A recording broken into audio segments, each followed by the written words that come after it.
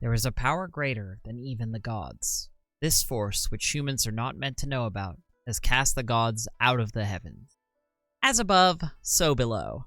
The Forgotten Realms setting for Dungeons & Dragons places particular emphasis on its rogues gallery of deities, ever intervening in the history of the world and the lives of its inhabitants. But who decides that Lyra is the god of lies, and that Mystra is the goddess of magic? As above, so below. They have been punished by one who is even greater, a being whom we know only as Ao, or as the oldest sages write it, the one who is hidden from mortals. As the heroes of the Shadowdale module discover, the gods of the Forgotten Realms are themselves beholden to an Overgod, a god of gods, whose existence was, until those events, mostly theoretical. As 2nd edition puts it, before the time of troubles, the question of who the gods answered to was a philosophical conundrum better suited to sages than priests. But the time of troubles marked a turning point in the history of the Forgotten Realms, the moment at which Ao's actions became impossible to conceal from the people of the world and the collective knowledge of its scholars. The gods, having been battered and bruised and kicked off their divine perches to live among mortals, gladly spilled the beans about their bastard of a boss, and at the conclusion of the crisis, he showed up. In person. The Overgod appeared at the peak of Waterdeep Mountain at the end of the Time of Troubles, at which point he claimed to be the creator of the gods, though not of the realms themselves. This is the only time in the recorded history of the Forgotten Realms that Ao has ever physically appeared on the face of the world, and it's widely assumed by the sages of the realms, correctly, that Ao doesn't want to be known by mortals. He doesn't care about being worshipped. He doesn't care to be talked about. So let's talk about him. So you're in charge around here, is that fair to say? Absolutely, I'm the boss. Lord Ao is a unique, godlike entity who ultimately is beyond the scope of divinity in a Dungeons & Dragons sense, with broad regulatory powers over divinity within the 6 billion mile wide crystal sphere around the solar system that contains the Forgotten Realms, which is known by spelljamming sorts as realm space. Ao is the only overpower in realm space. Ao lies beyond the bounds of the ranking deity's powers in any way. He is considered to be more powerful than any other power and all powers combined. Ao has little concern for day-to-day mortal life, but he regards the power of the realms as his creations. He requires no worshippers and grants no spells to mortals. It is doubtful that he even listens to mortal prayers or pleas. He serves as a watcher and a guardian over the realms from outside of its cosmos. Ao decides who becomes a god within his domain and what portfolios they'll possess, though notably he didn't really start exercising this power until after the events known as the Time of Troubles.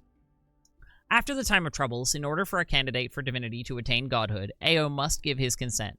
He does this either formally in a presentation ceremony carried out beyond the eyes of mortals, or informally by allowing a being to become a deity in the realms.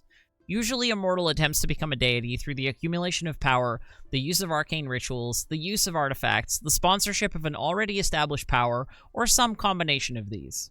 At some point in the process, Ao makes a decision. If that decision is no, the candidate does not become a deity. So yeah, when Gale ascends in some of the endings of Baldur's Gate 3, it means that Ao has explicitly given him the nod. And if Ao hadn't given him the assent, it would not have worked out well for him. Often in attempts to attain divine status through powerful rituals or the use of artifacts, failure, in the form of a tacit no from Ao, results in the mortal becoming a lich, being transformed into some other form of odd undead creature, or being totally destroyed. Ao is also the one with the final say in the decision that he should possess the portfolio of ambition. And Raphael, if he's still alive, seems to think that this will ultimately lead to ruin for the celestial powers. And he might not be wrong, since Gale, in the throes of his hubris, is a bit of a disaster of a person, and Ao isn't really on anyone's side. Before the Time of Troubles, Ao was a much more laissez-faire overgod. He wound up the clockwork, but he didn't meddle with it. He was an absentee auditor, reluctant to employ the regulatory powers he possessed. Want to become a god? Want to resurrect a god? Want to expand your divine franchise into realm space? The answer was basically always yes, so long as you met the ritual requirements.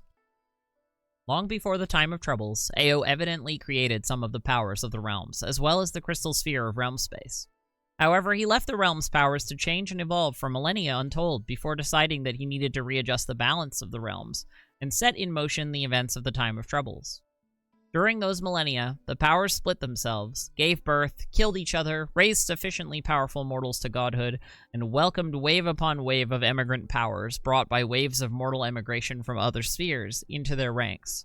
They were unchecked in their proliferation and self-destruction. Only after the time of troubles did Ao take an active part in the generation of new powers, the resurrection of dead realms' powers, and permission or denial of the emigration of multispheric powers into the realms.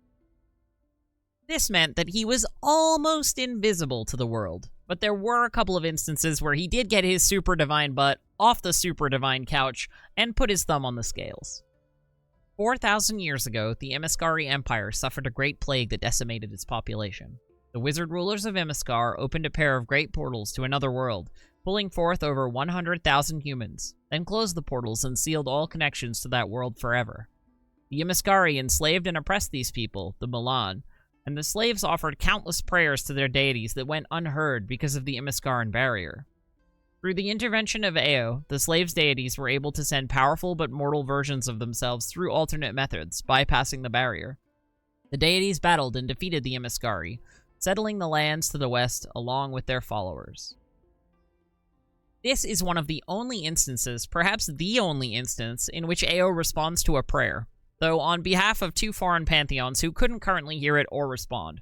This was also probably the nicest thing that Ao has ever done. That other world was, of course, Earth, and the two Imiskari portals having led to ancient Egypt and ancient Mesopotamia, respectively. Despite harsh repression from the wizards, the Mulan maintained their faith in the deities of their homeworld and offered up countless prayers for their salvation and emancipation. Ao heard their prayers and summoned the god Ptah, an ancient deity of wild space whose faith had originated in the homeworld of the Mulan and whose followers had recently discovered realm space, the crystal sphere containing Abertoril. At Ao's request, Ptah returned to his homeworld and assembled the two relevant pantheons of that sphere. He explained what had happened to their faithful and conveyed the Mulan's prayers for salvation.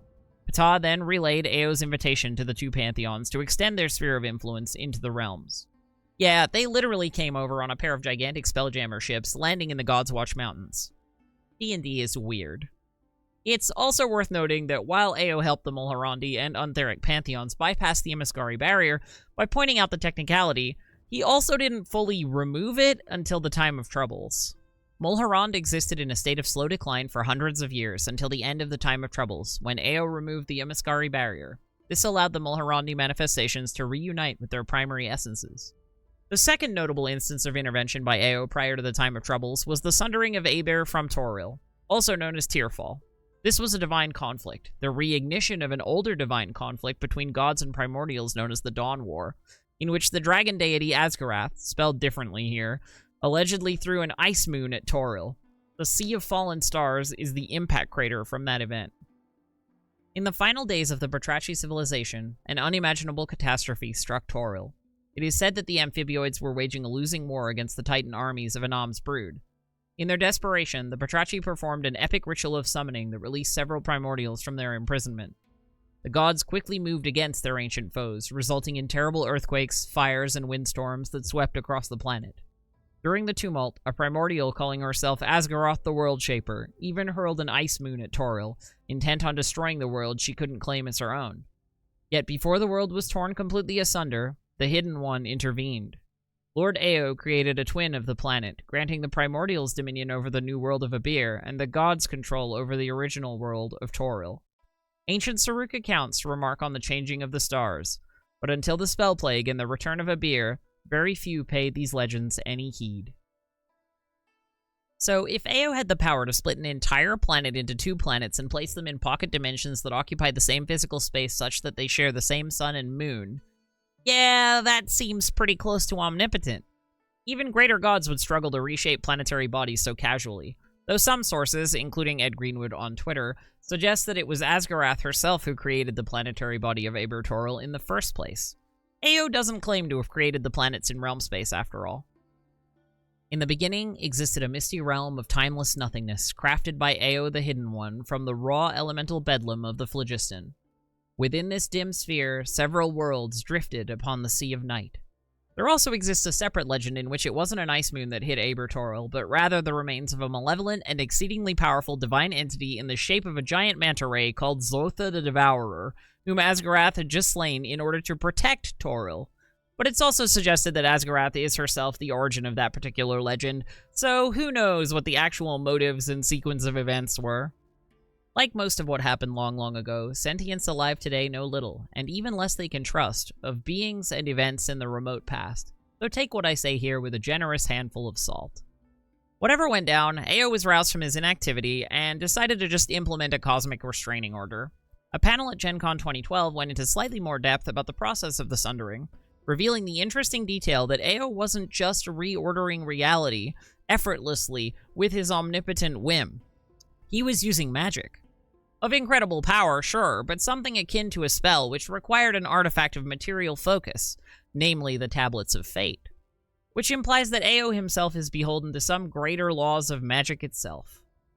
Scholars have long called this event the Tearfall and speculated that a comet or maybe an ice moon fell from the sky and dealt all this damage. But again, it wasn't until the return of Ibir and the spell plague that the true significance of the event became clear. What is less well known is the role played in this event by ancient artifacts called the Tablets of Fate.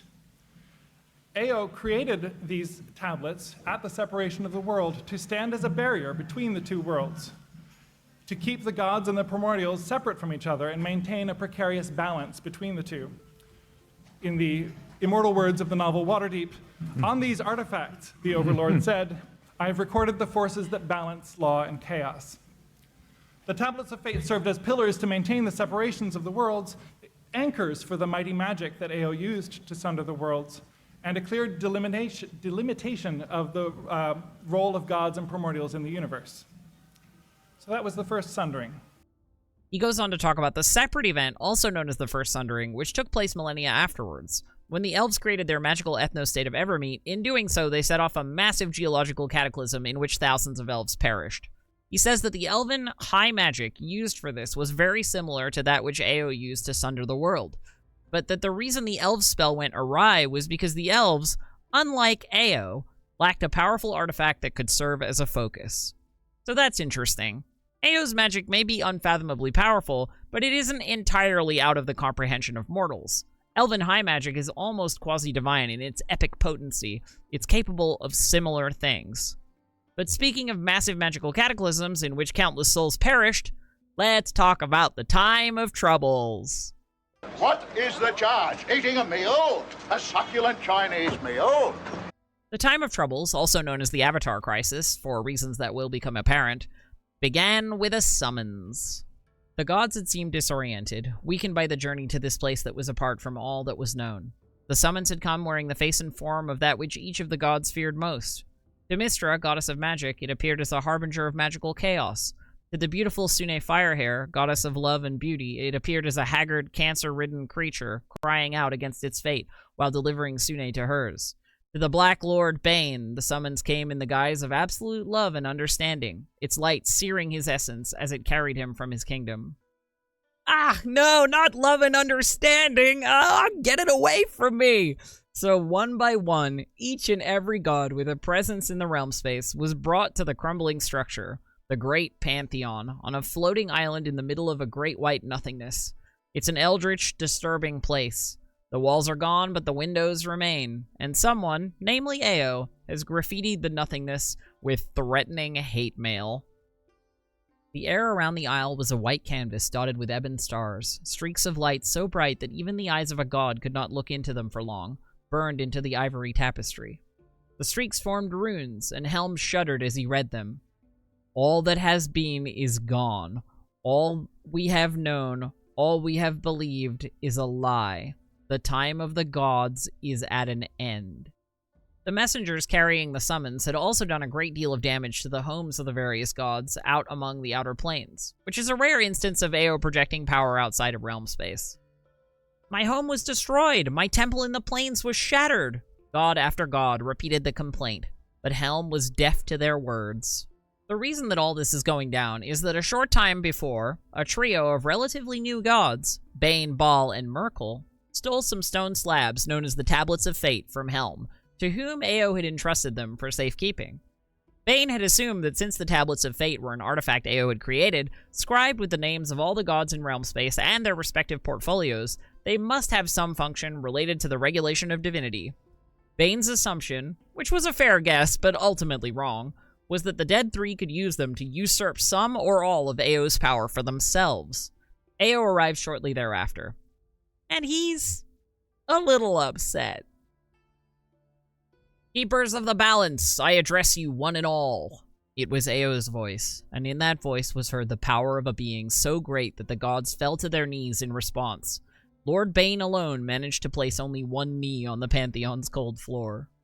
"Most noble was your heritage. Yours was the power to stave off the ever-present threat of imbalance between law and chaos, and yet you choose to act like children, resorting to petty thievery in your quest for power."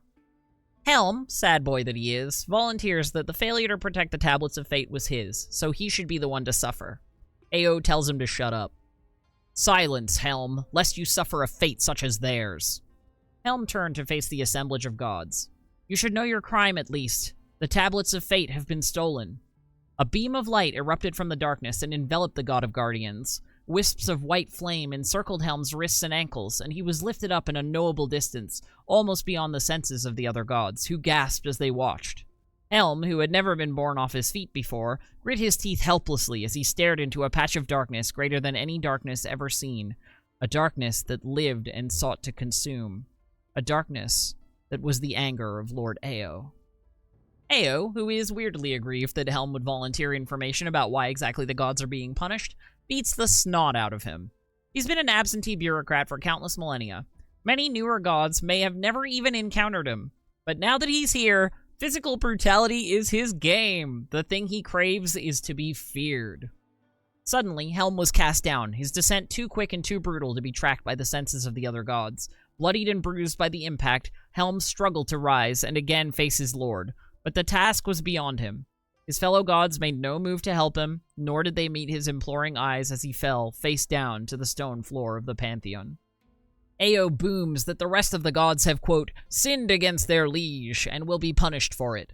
Tyr, the literal god of justice, steps forward to protest that collective punishment is unjust, and he's not wrong. Collective punishment is also a war crime under the 4th Geneva Convention in our real world. So, what does Ao do in response?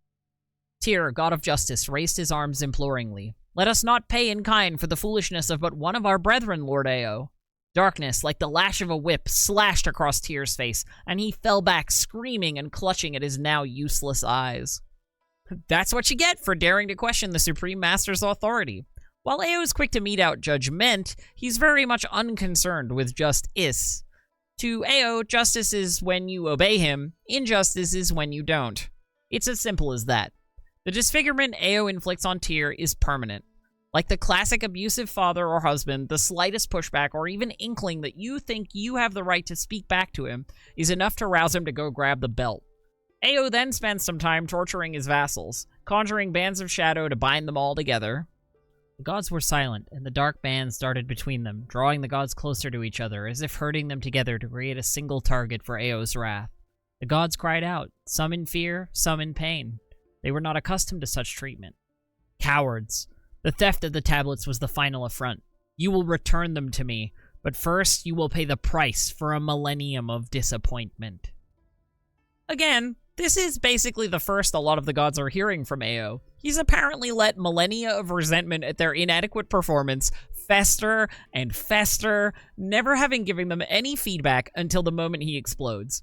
You probably know someone like this in real life, huh? Then, the bands caught Bane, and his world became pain such as only a god could imagine or endure. After an eternity of torment, all the gods were caught in dark bands of power and drawn tightly together. Only then did the deities find movement and thought once again possible. And fear. This they knew intimately. Finally, Lord Talos managed to speak. His voice was weak and hoarse, his words escaping in frightened gasps. "Is it over? Could that have been it all?" Suddenly, the Pantheon seemed to vanish, and the gods, still bound together, found themselves staring full into the face of what frightened each of them the most. Chaos, pain, love, life, ignorance, and each god saw his or her own destruction there as well. That was but a taste of my anger. Now drink deep from the goblet of a true god's rage. A sound was heard, then, unlike any other, the gods screamed. A quote, eternity of torment? Literally just Ao's warm-up. He doesn't just do this to the guilty parties, Bane, Baal, and Merkel, but also to the innocent and gentle. Even gods like Lyra and Ilmater, who only know kindness and empathy, obviously not contributing to this horrible plot. They're right there being tortured too. Though, you know, Ilmater kinda seems to get off on the idea. Classic. You do you, Ilmater. Standing beside her, Ilmater, god of suffering, could not contain a steady stream of laughter as he danced in place, whispering knowing comments to no one in particular. Ao may have even known the true culprits from the first, because as he explains later, it's part of his design that the evil gods will cause trouble, and as it turns out, he doesn't even need the Tablets of Fate anyway. As soon as he gets them back, he crushes them. It's the principle of the thing. The tablets mean nothing, Ao said, addressing all of his gods, no matter where they were. I kept them to remind you that I created gods to serve the balance, not to twist it to your own ends. But this point was lost on you. You saw the tablets as a set of rules by which to play juvenile games of prestige and pomp. Then, when the rules became inconvenient, you stole them. But that was, Helm began. I know who took the Tablets of Fate, Ao replied, silencing Helm with a curt wave of his hand. Bane and Merkel have paid for their offenses with their lives, but all of you were guilty, causing worshippers to build wasteful temples, to devote themselves so slavishly to your name that they could not feed their children, even to spill their own blood upon your corrupt altars. All so you could impress each other with your hold over these so-called inferior creatures. Your behavior is enough to make me wish I had never created you. Credit where credit is due, Ao does kind of have a point here.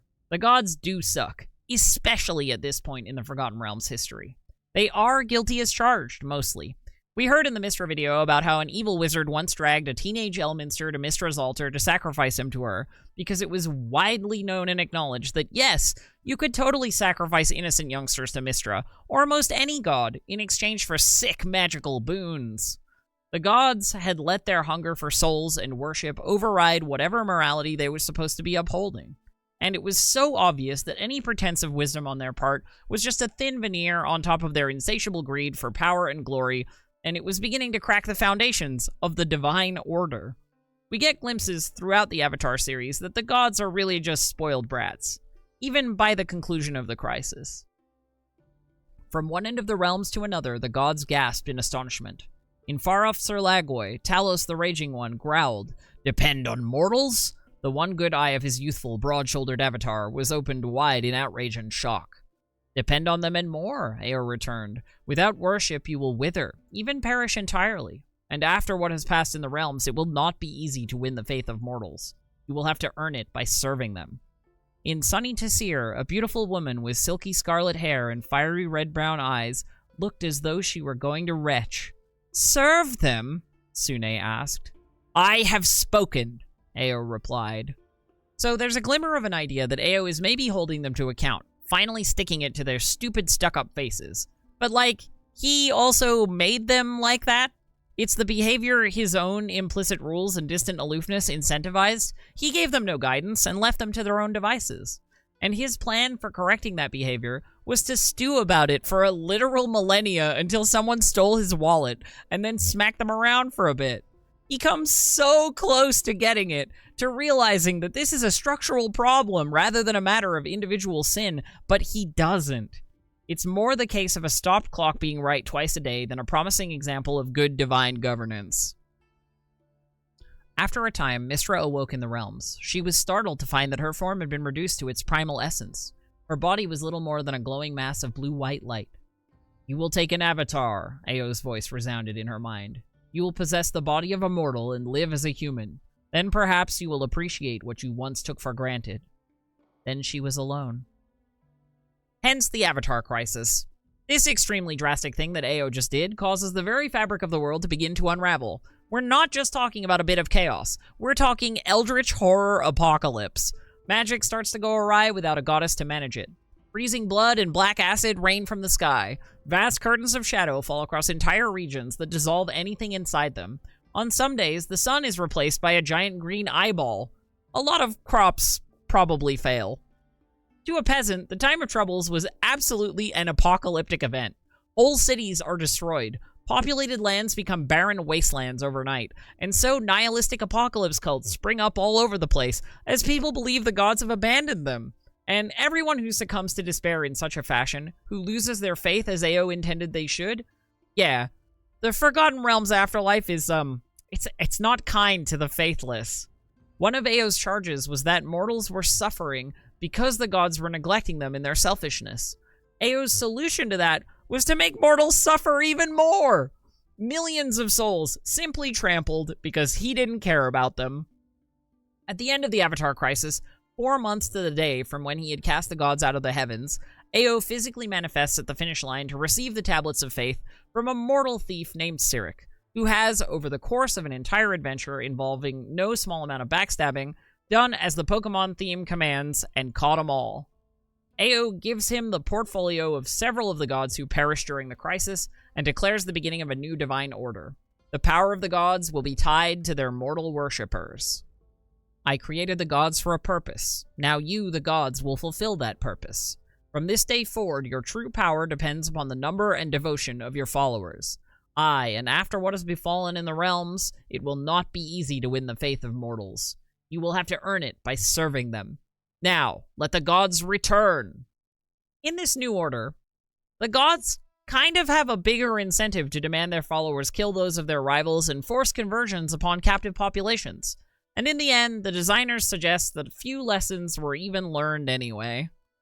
Since the gods cared nothing for the balance they were supposed to serve, AO destroyed the tablets and left them to their games. He destroyed the pillars that kept Abir and Toril apart. If the gods were determined to live in strife and upheaval, they might as well fight the primordials again. So the Sundered Worlds began a slow drift back together. From the perspective of modern histories, looking back at this event, this was the beginning of the era of upheaval. The Tablets of Fate might not have contained any of the Overgod's power, but on them were written the names of all their gods and their portfolios, the aspects of mortal life and the natural world over which each god held sway. When the tablets were no longer in AO's control, the divine portfolios could shift around more easily, and chaos among the gods was the result. By the conclusion of the Avatar Crisis, Faerun's pantheon of gods witnessed the ascension of Cyric, Midnight, who became Mystra, and the Red Knight, the death of Bane, Baal, Ibrandul, and Miracle, and the death and subsequent rebirth of Torm. And once the Tablets of Fate were destroyed, the chaos continued for more than a century. Proving that they had learned nothing from the Avatar Crisis, the gods only stepped up their juvenile games of prestige and pomp. The Planescape supplement on Hallowed Ground suggests that when the Overgods became tyrannical, the powers within their crystal sphere tend to seek out other crystal spheres into which to spread their influence to escape their exclusive control. It also notes that the gods of the Forgotten Realms have started to seek out other crystal spheres into which to spread their influence. So yeah, nice job fixing it, AO, on every count. But what's wild is he truly believes he did a good job fixing the problem, even as he acknowledges that he almost messed up real bad. So here's a particularly important revelation. AO is not only fallible, but also not even particularly competent. As AO watched Midnight and the other gods return home with their faithful, he felt a deep sense of relief. At last, his gods might start fulfilling the tasks for which they had been created. The Overlord was sitting cross-legged and alone, surrounded by a void so vast that not even his gods could comprehend it. Of all the states of being he could assume, this was one of his favorite, for he was at once in time and disconnected from it, at once the center of the universe and separate from it. AO turned his thoughts to Toril, the young world that had consumed so much of his attention lately. Surrounded by 100 planes of existence and populated by a variety of fabulous beings, both sinister and benevolent, it was one of his favorite creations, and one that he had come close to losing thanks to the inattentiveness of its gods. But in two of its inhabitants, Midnight and Cyric, AO had found the fabric of the balance, and he had called upon them to right the world. Fortunately, they had answered his call and bound the fulcrum back together, but it had been a dangerous time for Toril. Never again would he allow the gods to threaten the balance so severely. I'm the giant rat. that makes all of the rules. Let's address the elephant in the room now. AO supposedly transcends the concept of alignment, but this is total nonsense. Rules and order are literally all he cares about. His whole bit as a character is being a rigid disciplinarian sternly upholding the ordained hierarchy of the universe. While his purported purpose is to balance law and chaos, the very idea of a finely tuned clockwork universe in perfect balance with everything in its right and proper place in accordance with the ironclad dictums literally chiseled into literal stone slabs is the most lawful idea ever. This is the Star Wars Chosen One, he will bring balance to the Force controversy all over again. Know ye that there is one god above all gods of Faerun, a being known as Ao, the one who is hidden. Ao it was, so we are told, who created the gods to bring order out of chaos, so that our world could exist, each beast in its place and each plant in its niche, all in harmony. We talked about it in the Asmodeus video. There's a recurring motif in the cosmological world building of Dungeons & Dragons that chaos is the antecedent force, that it was law that emerged second from the eternal, churning, lawless primordial chaos, and that it was this emergence and subsequent clash that gave rise to the universe in its present shape. We heard how the creation myth of the Coatls recounted how twin serpents of law emerged from the primordial chaos and linked tail to mouth to create the multiverse and its most fundamental principles, but that disharmony between them resulted in the division between good and evil. We even heard earlier in this video how Ao crafted realm space from the raw elemental bedlam of the phlogiston. So it would make sense that Ao, the forerunner, god of gods of the Forgotten Realms, would be a force of law. Even if he wasn't literally the original creator of the Crystal Sphere, as Forgotten Realms Adventures seems to imply, the force who shaped its rich and complex interior from the formless primordial chaos, he is, at the very least, an inheritor of that mantle. The lawful neutral god of guardians, Helm, certainly appears to think so. And note that Helm was both the one god given special treatment during the Avatar Crisis, since he was the only god not to be sent to the surface of Toril, and also the one god with whom Ao interacted prior to that, since Ao had personally given him the assignment of guarding the Tablets of Fate. Ao's will had been so great that he rose from the swirling mist of chaos at the beginning of time and set about to create a balance between the forces of law and chaos. From this balance came life.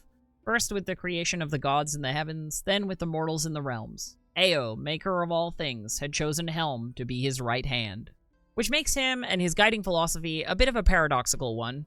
He's a constitutionally lawful being who maintains an eternal capital B balance between law and chaos that entails ultimately law's ultimate victory over tamed, subjugated chaos kept perpetually in thrall to and in balance with it. As the Tanari would no doubt grumble, the game is rigged. You've put the fox in charge of the henhouse. Ao also acts consistently with a strongly lawful alignment in his interactions with those above and below him in the divine hierarchy. In the novel Waterdeep, we briefly see Ao interacting with his enigmatic superior. Ao closed his eyes and blanked his mind. Soon he fell within himself and entered the place before time, the time at the edge of the universe where millions and millions of assignments like his began and ended. A luminous presence greeted him, enveloping his energies within its own. It was both a warm and cold entity, forgiving and harsh. "And how does your cosmos fare, Ao?" The voice was at once both gentle and admonishing. "They have restored the balance, Master. The realms are once again secure." He calls this entity Master. He's deferential. He's servile. He's content to conform to an extrinsically imposed purpose. But when Ao finds himself interacting with those beneath him, then it's an entirely different story. He's cruel, wrathful, quick to anger, and eager to mete out physical punishment. The one quality he craves in his underlings is absolute, silent obedience. He is constitutionally an authoritarian whose favorite emotion is anger. "Quiet!" Ao thundered, pointing a finger at the thief. "I do not care to be challenged. It makes me fear I have made a poor choice for my new god." I can already hear the rejoinder here. But Elf, you might say, alignment isn't about what kind of person you are. It's solely about what team you go to bat for. Good is not nice. And sure, there's a lot that could be said on the topic of what exactly alignment is supposed to be. Consider whether a crusader who is nothing but horrible to everyone around him all the time, revels in the suffering and misery of his enemies, and gets up every morning to make the world a harsher, crueler, more loveless place in the name of honor and purity, is still capital G good. If at the end of the day, he still marches under the banner daubed goodies, against those who march under the banner daubed baddies. Some would say that's what neutral is for. This guy doesn't live up to his own ideals.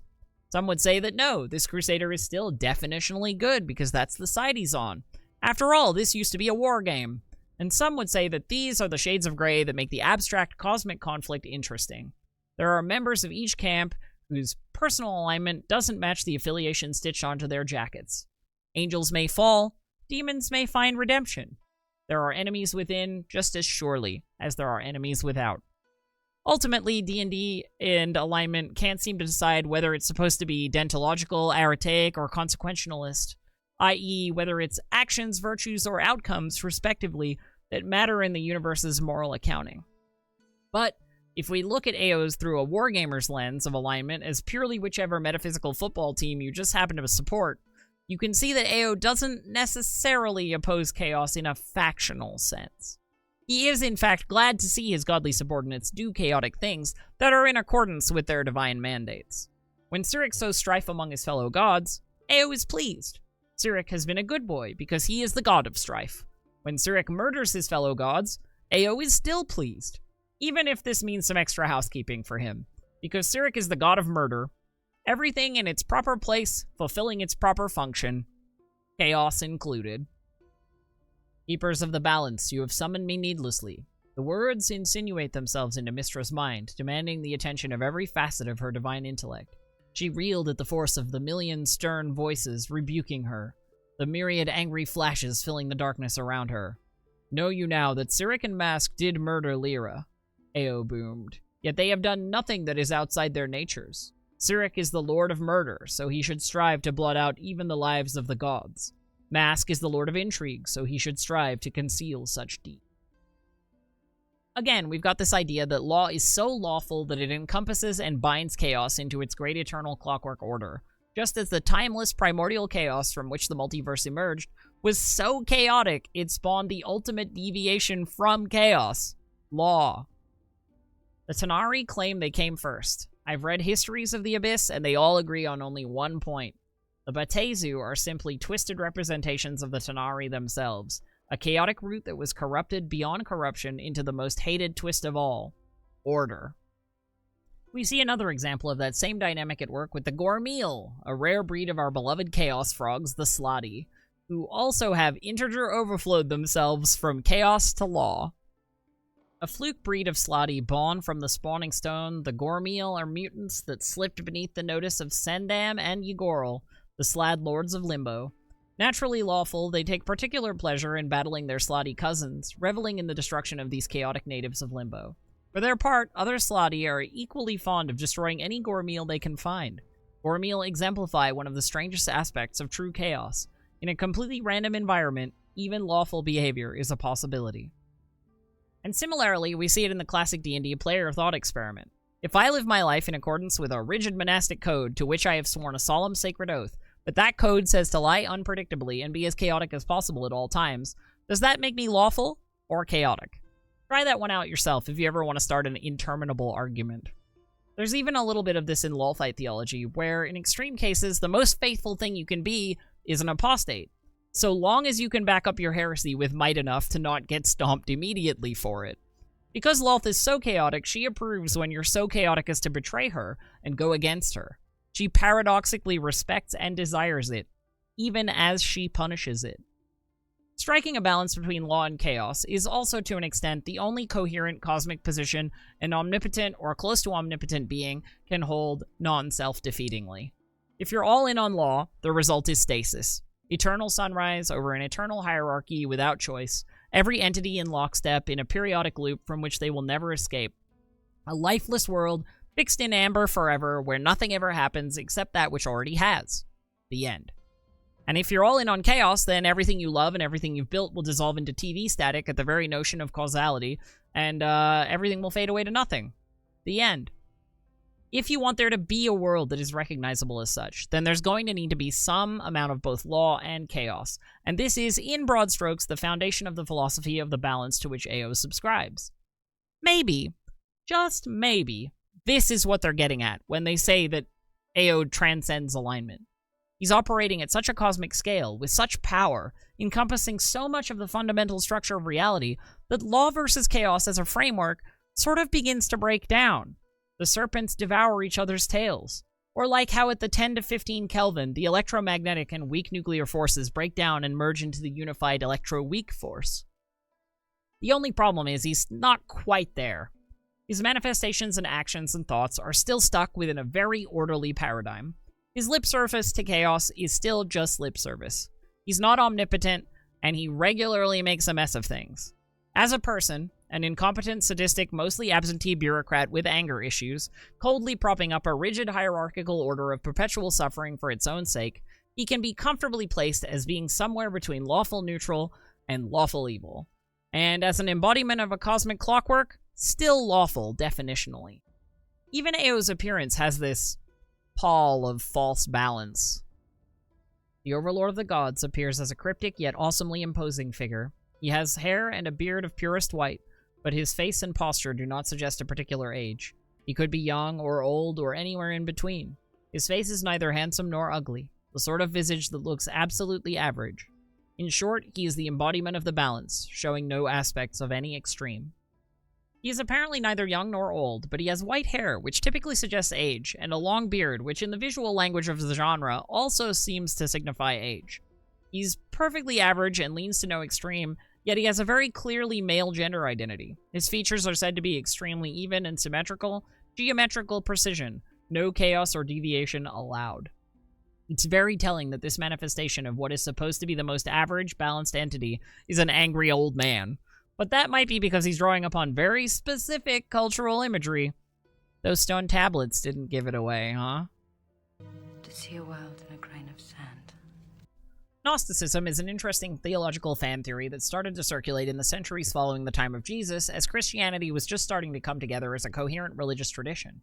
Although Gnosticism's roots and inspirations are probably even older. One of the main ideas in Gnostic thought is that there are sort of two gods. The true supreme being, which some Gnostic sects refer to as the hidden one or the monad, is so inscrutable and perfect and abstract that it's not really approachable by mortals. It's hidden from our experience by virtue of its immaterial purity and incomprehensible infinitude. Just as there exist numbers such as Graham's number that can't really be engaged with except in the most indirect mathematical terms, or how mathematics of infinity can be difficult to grasp. The monad is the one that brought existence out of non-existence. A weird eldritch task for a weird eldritch entity.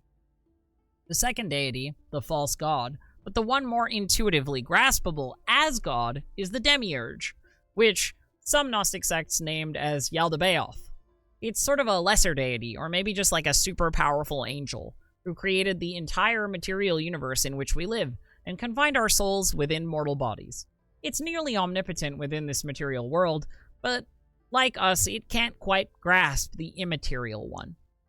Some Gnostics paint the demiurge as more of a tyrannical deceiver who wished to usurp the true creator, and some as more of a cosmic Homer Simpson who is just in way over his head at the whole divinity thing. But a lot of early Gnostic basically looked at the vast difference between the behavior of the Old Testament God and the teachings of Jesus, and concluded that the wrathful old man throwing tyrannical temper tantrums and commanding his followers to smash babies against rocks was perhaps the demiurge, rather than the true monad. And Jesus, in this telling, was either an incarnation or emissary of the monad itself, or just a particularly wise but otherwise ordinary mortal guy, depending on your particular Gnostic sect, sent here to teach everyone how to course correct and follow the true path of aesthetic Gnostic enlightenment, rather than the false path of the demiurge and his corrupt materialism. Obviously, there's a lot more to it than that, literally millennia worth of spilled ink, and there have been nearly infinite numbers of variations on the Gnostic theme throughout that time, from Catharism to William Blake. Dungeons & Dragons was developed inside a particular religious context. Gary Gygax was famously a Jehovah's Witness after all, and Ao as a character obviously draws a lot upon the archetype of a patriarchal Old Testament-style god eager to mete out stern judgment. The Tablets of Fate, when they appear in illustrations, are likewise a pretty clear visual nod to the Ten Commandments.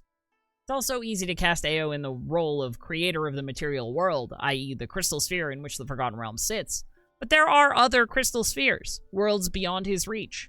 He's not the creator of the universe.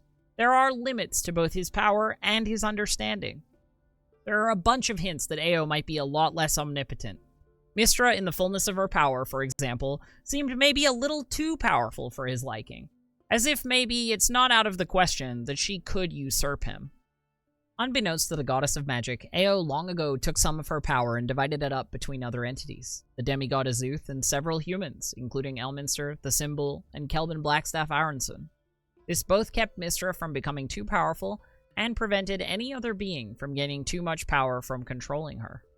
Ed Greenwood on the Candlekeep forums confirmed in a thread that, quote, Mystra is indeed an overgod in waiting. Bane might have been wrong about the Tablets of Fate, but he was potentially right on the money when he said in the novel Shadowdale that if Mystra joined him, they could overthrow Ao and rule the galaxy, Pantheon, together. Ed subsequently said that yes, this means that Mystra is and was voluntarily limiting her power, choosing not to cast that particular die. The second Mystra is also capable of subverting Ao's power. When the gods put Cyric on trial, charging him with the crime of being innocent, Ao lends Tyr some of his magic. Magic so powerful it can bind and destroy the gods, in order that Tyr have the strength to bring the other gods to heel, make them all abide by the rules and ruling of the court, and carry out a divine execution if necessary. But Midnight is able to interfere with the trial under Tyr's nose. Does that mean he was not compelled? Not by magic or thought, not that I could find with Ao's power, replied the Eyeless One. The reason for this, of course, was the veil Mystra had dropped before the trial.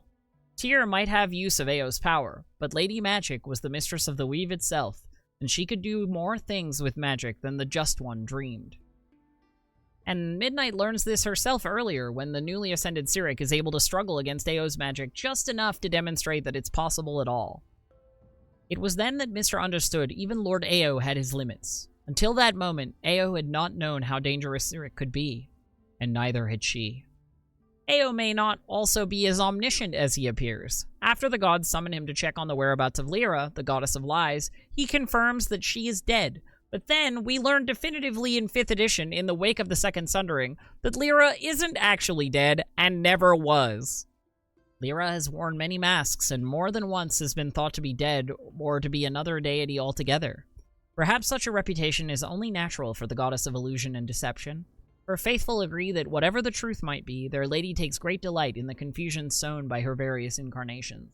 Even the faithful of Cyric once taught that their god killed Lyra, but now they espouse the strange idea that somehow she is his daughter. So Ao's definitive statement to the contrary probably wasn't true.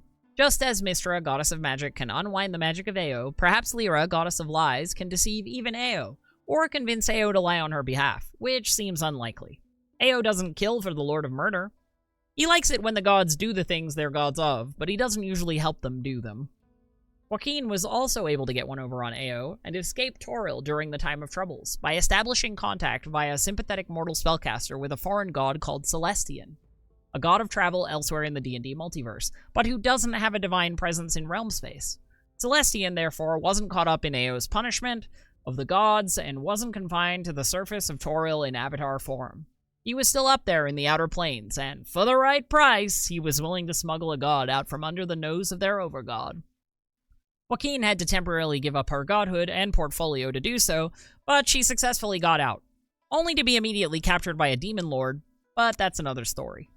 So it's not inconceivable that if Ao is to the gods as the gods are to mortals, and we know that there are gods beyond Toril that Ao has no power over, then perhaps just as a particularly cunning mortal can get the better of the gods can theoretically beat Ao at his own game, especially on terms of their own portfolio. Tyr is more just than Ao, after all, though that's not a high bar. Bane, and later Cyric, can cause strife with Ao, stealing from him and provoking him to anger. Lyra can lie to him. Joaquin can do deals that he can't anticipate. Mask can conceal from him, and Mystra can undo some of his magic. As a merely potent being mantled in the assumptive God works in mysterious ways guise of omnipotence and omniscience, but who is actually sort of a bumbler who keeps messing everything up, Ao fits the mold of a demiurge kinda perfectly, whether or not the illusion was intentional. And the idea that Ao is bad, actually, does make metafictional sense. The nature of D&D, as a rough-and-tumble fantasy adventure game, constrains its world-building. Because if Ao wasn't the giant overjerk that he is, the Forgotten Realms wouldn't be a sandbox full of high-stakes adventures. There'd be no need to save the world if there were no diabolical villains burning it down. There'd be no need to better the world if it were an already idyllic paradise. Dungeons & Dragons is a game about killing monsters and taking their stuff. Ergo, there must be living creatures that are deemed to be monsters in need of killing. They must possess stuff worth taking. There must be opposition. There must be want. Needs must go unmet. And there must be injustice, both to be opposed by our protagonists and to underpin the violent colonial fantasy at the heart of the gameplay loop. Ao's tool in this regard is the gods themselves, who are more like powerful magical creatures than gods of a theological sense. Ao gives them their portfolios, sets ground rules for how they may interact, and charges them with upholding and promoting the thing that they are god of. And because their ideals are so at odds, the result is the precious eternal strife that gives rise to a world of perpetual adventure. But in keeping this so-called balance for the sake of the readers and the players, ensuring a steady supply of villains and threats may exist, has Ao not set himself up as the ultimate villain to the people of his world? He is a chain that holds the world in place between heaven and hell, the former ever out of reach, and the flames of the latter singeing its prisoners without end. He is, necessary though he may claim to be, the monster at the end of the book. Consider this. Why are the gods of D&D so screwed up? As above, so below.